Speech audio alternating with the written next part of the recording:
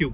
जी, आज तोशा खान नट्टू की समाअत हुई है अडयाला जेल में, और उसमें हमारे वकील साहब की अदम मौजूदगी की वजह से गवाहान पे जरा नहीं हो सकी, और 6 तारीख जो अगली तारीख जो है हमने उसमें की है।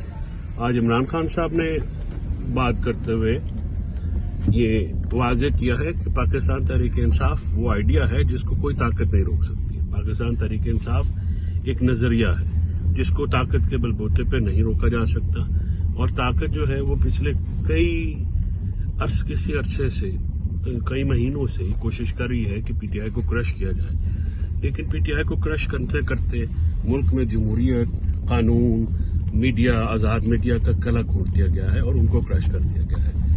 लोगों को सुप्रीम कोर्ट से जो उम्मीद थी वो भी नहीं पूरी हुई।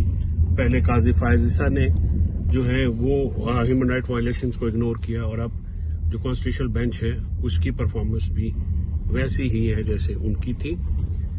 और एक सवाल के जवाब में स्पेसिफिकली उन्होंने कहा कि ह्यूमन राइट वायलेशन जो है वो पूरी दुनिया का मसला है, वो किसी एक मुल्क का, किसी एक ग्रोह का, किसी एक पार्टी का मसला नहीं होता है। दुनिया जहान में जहां पे भी इंसानी हकूक की खिलाफ वर्जी होती है वहां पे दूसरे लोग आवाज उठाते हैं और उनकी आवाज को कंसिडर किया जाता है।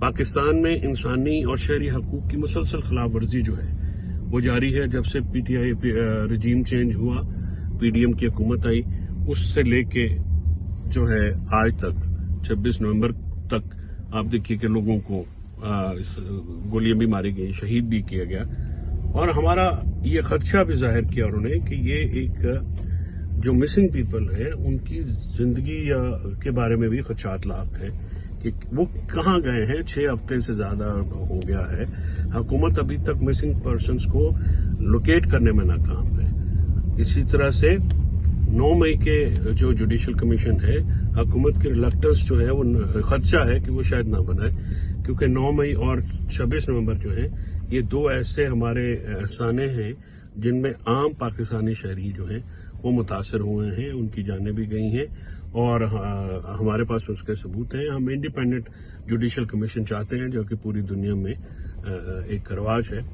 और आज इमरान खान साहब से दोबारा सवाल हुआ कि क्या वो बनीगाला शिफ्ट होंगे, तो उन्होंने कहा कि उनको ये साउंड आउट किया गया था बिलवास्ता तौर पे, लेकिन जब तक उनके कारकुनान और रहनुमा जो हैं उनको नहीं रिलीज किया जाएगा वो अपनी राय की बात नहीं करें। मुज़ाकरात के हवाले से आज खान साहब आज मुज़ाकरात भी होने जा रहे हैं, तो उस हवाले से खान साहब का क्या कहना है? जी, मुज़ाकरात के हवाले से खान साहब ने कहा है कि हमने उनको 2 मुतालबे रखे हैं, वो ओपनिंग है, वो हुकूमत उस पर क्या जवाब देती है, और 31 जनवरी की हमारी डेडलाइन है। हुकूमत संजीदगी का मुजाहरा करेगी तो हमारी रेमिटेंस तफसीलात ज़र की जो बाइकआउट की कॉल है वो जारी है। अगर हुकूमत संजीदगी का मुजाहरा करेगी तो फिर उसको रिकन्सिडर किया जा सकता है।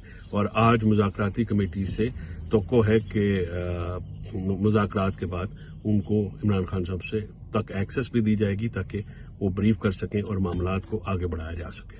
इंसानी हुकूक की पार्लिमानी कमेटी हामिद रजा साहब की क़यादत में कल उनका इजलास हुआ।